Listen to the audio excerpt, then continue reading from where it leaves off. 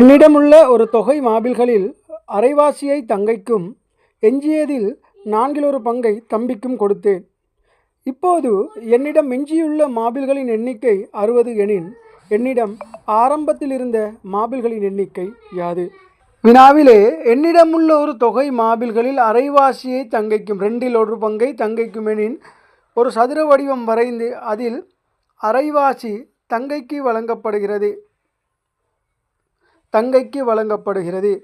எஞ்சியதில் 4இல் 1 பங்கை.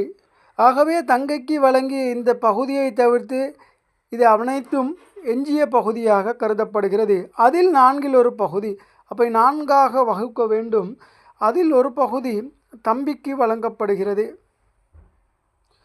தற்பொழுது என்னிடம் எஞ்சியுள்ள மாபிள்களின் எண்ணிக்கை 60. ஆகவே இங்கே 3 கட்டங்கள் மிகுதியாக காணப்படுகின்றது.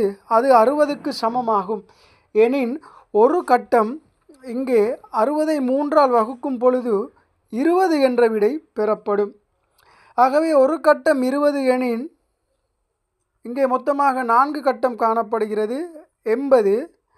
இந்த பகுதி முழுவதும் 80 எனின் அதை 2ஆல் பெருக்கும் பொழுது 160 என்ற விடை முழு சதுரத்தையும் உள்ளடக்கி காணப்படும்.